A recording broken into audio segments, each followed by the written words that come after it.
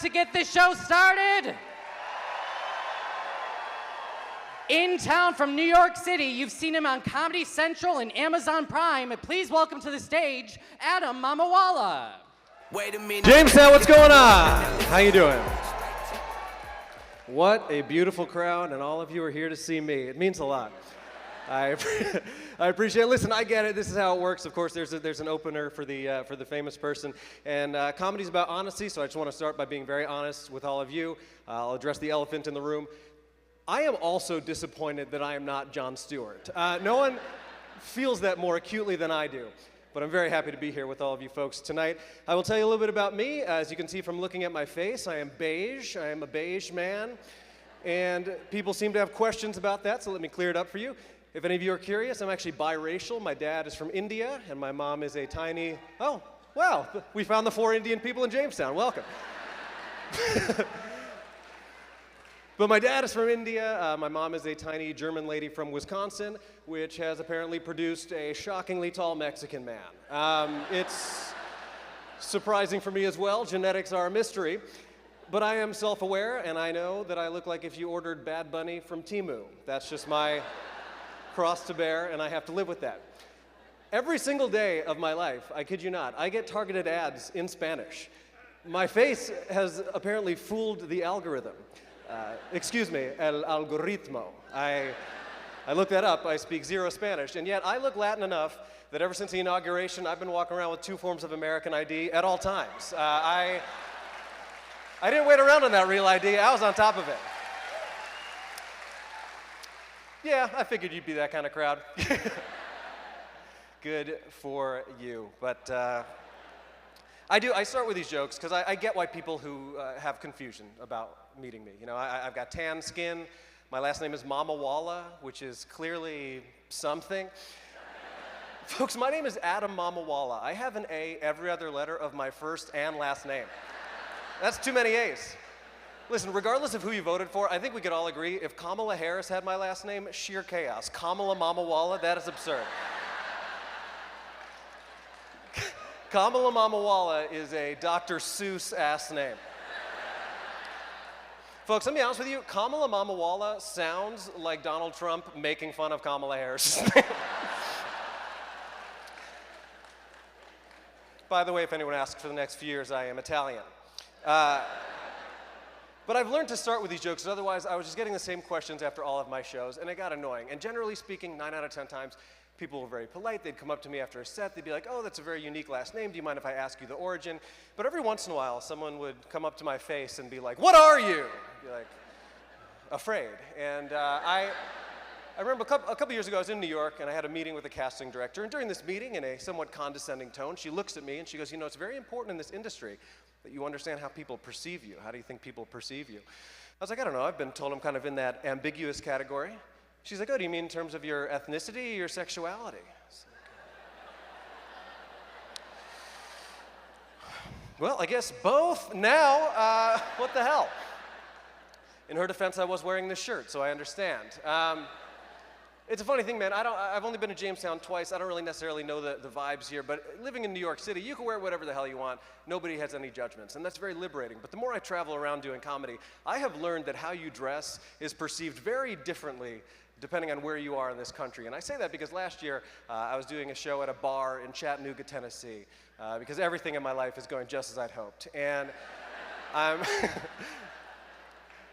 I'm wearing this shirt. I was actually wearing a tighter pair of jeans. And the truth is, I'm not interesting. I'm a straight guy, and I enjoy wearing fun shirts and reasonably fitted pants. There's really nothing more to it than that. But I'm wearing a similar outfit, and about 10 minutes into my set in Tennessee, I tell this joke that involves my girlfriend. And as soon as I say the word girlfriend, there's like an audible gasp throughout the room. And in that moment, I realized that my clothing is northern hipster and southern gay. I had to come out as straight. Have you ever heard of that? Listen, coming out of the closet, a beautiful moment. Coming back in as straight, everyone's confused. It's like, no, please let me back in. I've been straight this whole time. I will come in through the back. I didn't mean it like that. Don't put words in my mouth or anything else. Let's be adults.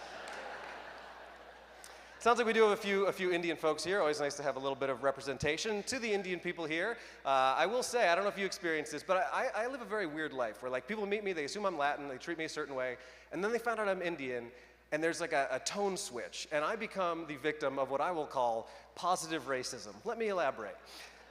People find out I'm Indian, and they make a lot of assumptions. They're like, oh, I never would have guessed that. You're Indian. You're probably very well educated.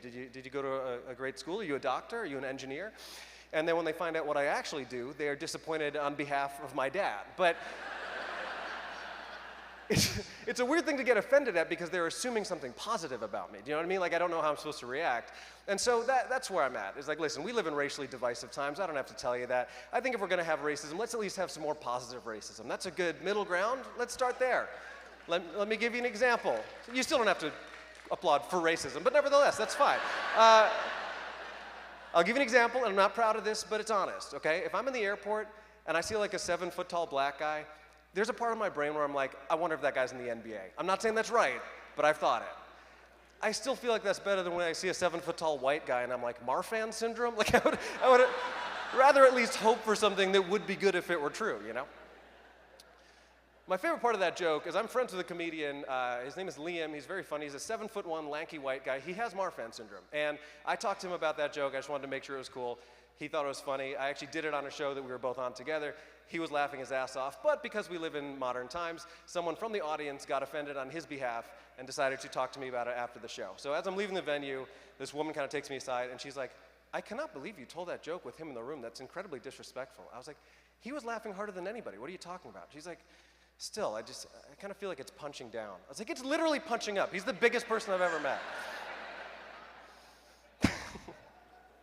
But the other assumption that people make a lot is that my dad would disapprove of what I do. And believe it or not, he is actually very supportive. He supports my choice to pursue this career. My mom has supported it. If anything, I think my parents might believe in me too much. And I know that I might be the only comedian with that backstory, but it's true. Like, my parents are so supportive of my dreams that I know I'm never gonna make it. You know what I mean? Like, be honest, when have you ever once heard that be the origin story of artistic excellence? It's like, everyone believed in me this whole time. That's just not the story of perseverance that you generally hear. You know, you need haters.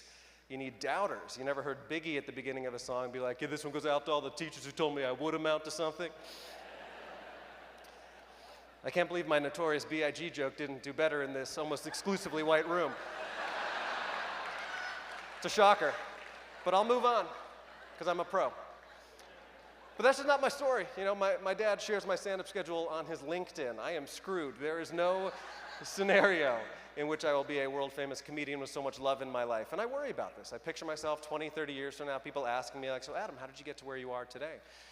Well, my parents told me that they would love me unconditionally no matter what happened, and that I should never let my career define my sense of self-worth, and I guess that is why I live with them. It's not going to turn out well for me. But they're very nice, they've been married 40 years, they're lovely people, and that's, again, not the backstory that you would expect a comedian to have, and that, I feel, in a lot of ways has made me the clean-cut man who stands before you today. I'm not like some of the other bad boys of comedy you might be familiar with. Everything you have assumed about me in the 5 minutes I've been up here is 100% accurate. And I don't love that, but I've accepted it. Like, I know it seems like I do my taxes early. Do you know what I mean? Like, I am aware that I have the vibe of somebody who would wear a helmet on a Peloton, and I do. You can't be too safe. I'm sure none of you would say it to my face, but I know you've already assumed I was conceived missionary, and I bet you're right. I've never asked, but we've all got a feeling. I've always been a fairly clean-cut guy. I'm a rule follower, you know, never really drank till I was of age, never really done drugs. I've like dabbled with weed. It's not for me. And by the way, if anything, I would say you seem like more of a drinking crowd than a weed crowd. And I want to be very clear. Well, that delayed woo might be a weed person, but nevertheless, I do prefer a drinking crowd. I've got love for everybody, but there's a big difference, all right? A drinking crowd, they might heckle sometimes, but they are fun, right? They are loud, they're boisterous, they're into it, they're having a good time. Whereas a high crowd is like, we will laugh tomorrow. We have a lot to unpack. I'm going to go home and sit with what you've said, and I will report back once I can remember what my fingers are. Now, I am not a weed guy myself. If any of you are high right now, God bless. I'm happy for the experience that you have. Congratulations. I'm truly jealous. Everything people use weed to avoid, I get from using weed. Like the only relaxation I have ever gotten from weed is the relief of not being high anymore. Like the best way I could describe it to you, weed affects me the way Nancy Reagan thought it would affect everyone. Like I panic, I'm hiding in corners of my apartment, I'm incapacitated, it's a bad time. Now, I'm a grown adult. You would think I would be intelligent enough to realize that weed is clearly not my thing and move on with my life, but no, I'm a very stubborn and stupid fella. And what that means is that approximately once a year, I forget how traumatic the previous year's attempt was, and I dip my toe back in expecting different results. And this happened recently. I went to a dispensary in New York City where I live. I imagine they have them up here. And the first time you go, they're very jarring. They're too fucking bright. You feel like you're buying weed on the set of Severance, and you walk in, and you are greeted by a bud tender who's like a weed sommelier, and he's going to guide you through your weed experience. So I walk into this particular dispensary, and I'm greeted by a bud tender. He's a very sweet man with kind eyes, and I felt safe and I felt seen. And let me tell you something, Jamestown. I did not go in there cocky. I went in there humble, I went in there forthcoming, I went in there honest. And I went right up to this guy and I was like, listen, I try this once a year, I freak out every single year. I would love to not have that experience this time. Can you please give me something extremely mild that you think someone like me will be able to handle? He's like, no worries, we get newbies in here all the time. I'll tell you what I'm gonna do. I'm gonna give you these gummies. They're, you already know, some of you. I'm gonna give you these gummies, they're 5 milligrams. This is what we call an indica, so you're gonna feel a body high. We say indica, couch. I was like, this fucker's got jokes. He's like, you're gonna be fine. And he sent me on my way. It turns out that you will not be fine if you are a little bitch. And I took one, only one. I know what some of you were thinking, oh, this idiot went home and had the whole bag. No. You don't make that mistake more than one time. I did just the one, I put the bag away, still way too much for my delicate little brain, apparently. I don't remember all of the rest of that night, but the next morning I did wake up to an email from myself. The subject of the email was a difficult truth. I opened it up, it had one sentence. It said, if you're reading this one, I think you are, the answer lies within. What am I, a fucking Yoda?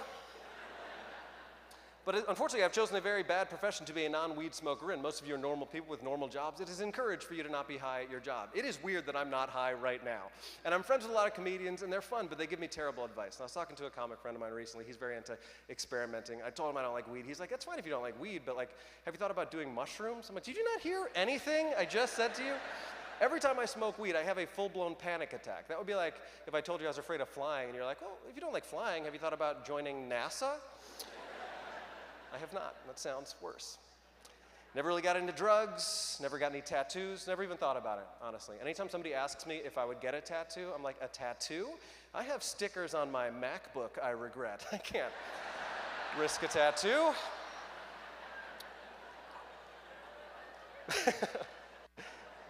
I never even played cool sports, man. We're in a hockey arena. Hockey's a cool sport. My best sport was tennis. And tennis is a great sport, but it's not a cool sport, let's be honest. And if you have any doubts, I will prove it to you unequivocally. Here's how you know tennis is not a cool sport. If you're walking down the street and you see a guy in a Duke basketball shirt, you're like, oh, I assume that guy's a fan of the Duke basketball team.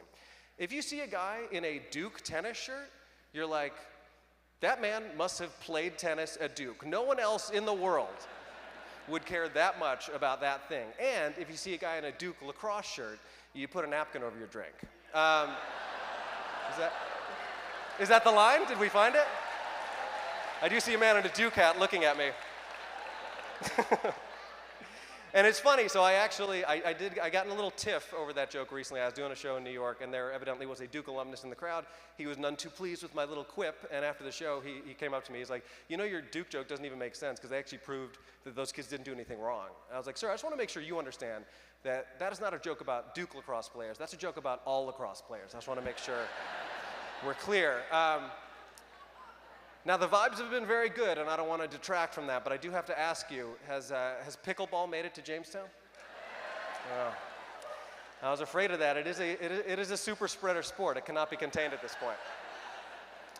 Now, I grew up playing tennis competitively, and everybody wants my hot take on pickleball. And if you've been online, I'm sure you've seen all the memes and the jokes. The tennis community, they've been awfully condescending to the pickleballers. And this might surprise you, but I just want to go on record and say that, believe it or not, as a lifelong tennis player, I am actually pro pickleball. Because it finally gives us tennis players people to call pussies. And we've been waiting for this moment. This is the best time of our lives. We have had it rough. Us tennis players, we've been bullied by golfers. I've even been harassed by the fencing community. So it's nice to finally get a win. But if you do play pickleball, obviously I'm joking around, I'm a comedian, I'm just having fun.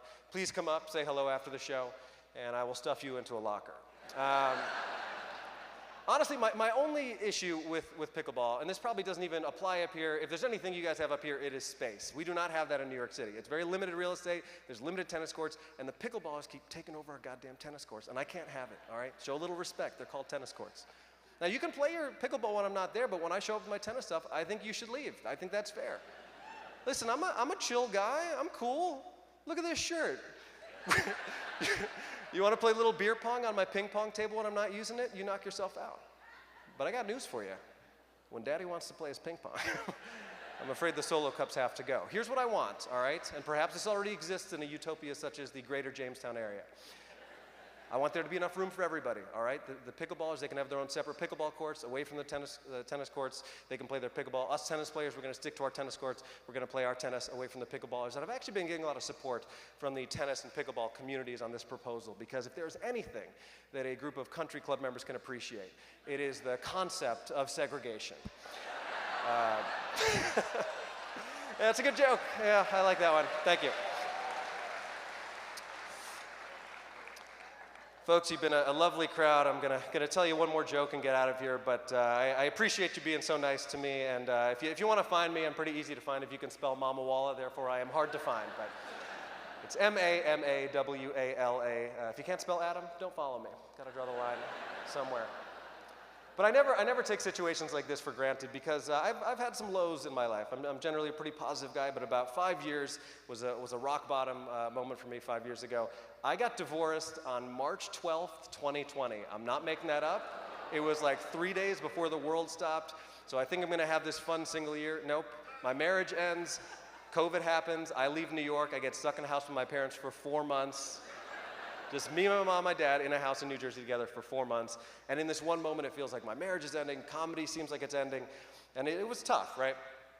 Now, for a lot of people, spending 4 months stuck in a house with their parents would be a nightmare. For me, honestly, it was a good reset. My parents are nice people, we reconnected, all that good stuff.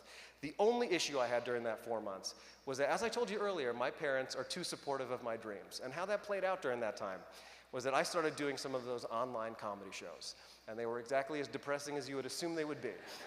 But your boy was doing the old Zoom circuit, and every single time I did a Zoom show, my parents were like, that is so inspiring. To see you still pursuing your passions in these challenging times. We would love to support you by watching from downstairs. Please send us the link.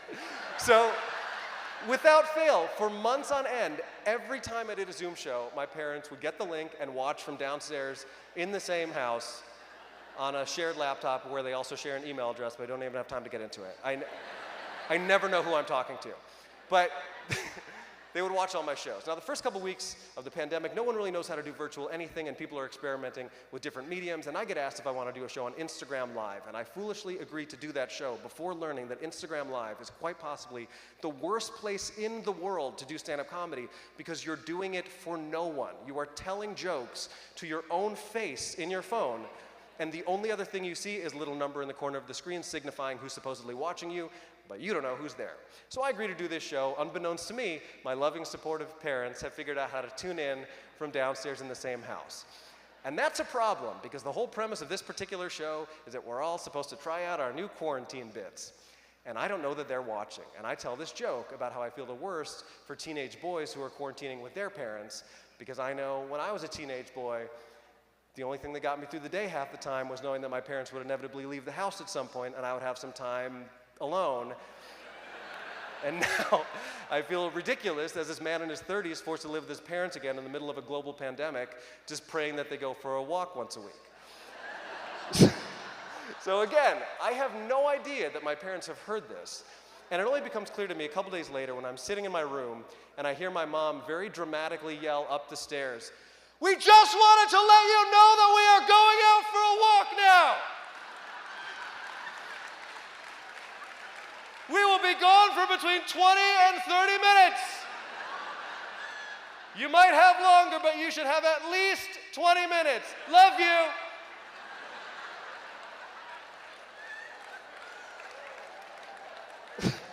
So I'm just sitting there, a recently divorced, unemployed comedian living in his childhood bedroom in New Jersey in the middle of a global pandemic as his mom gives him permission to masturbate. Just thinking to myself, oh my God, 20 minutes? My parents really do believe in me way too much. I've been Adam Mamawala. Thank you guys very much. Thank you.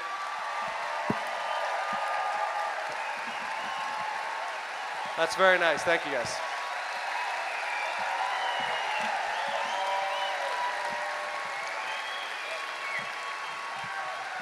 Thank you, thank you, thank you. Now, if you want to see Jon, shut up. But I appreciate it. I appreciate it very much. That's very nice of you. Thank you guys very much. Folks, listen, I feel like the phrase, this guy needs no introduction, is overused. In this case, it applies. I would assume most of you know this guy from The Daily Show. I know him as a personal comedic hero of mine. Please make it incredibly loud for the one and only Jon Stewart.